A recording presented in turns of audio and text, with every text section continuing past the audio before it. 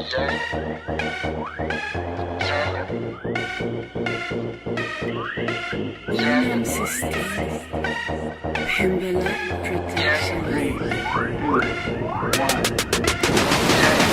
dagen med at komme ud af emballagen. Har stadig 10 stridstrisser med i bagagen. Så det lige før jeg dropper massagen og hashen frisk lige fra plantagen. Raballer og strabasser af dagligdagen. Korrupte panser og svanser ryger ned på gaden. Laver penge i Skandinavien og sender penge til den tredje verden.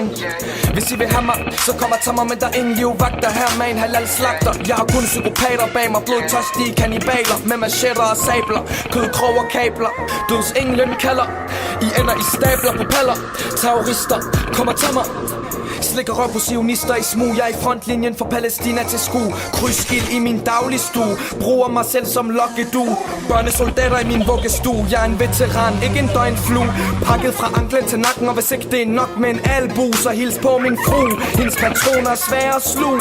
Jeg smider kommer til at hvis I ligger jeg ud med djævelens sidste sendebud. Bed til Gud, takker min far for han brækkede mine arme og ben. Så jeg er klar til at stå på scenen. Jeg blev født med kraniebrud. Jeg er ikke bange for noget. Jeg er ikke bange for noget. Jeg er ikke bange for Gud, og jeg er ikke bange for Gud. Så hvad så macho? Hvad så vato? Hvad så amigo? Hvad så rayo? Døds englen kalder. I ender i stabler på paller. Terrorister kommer til mig.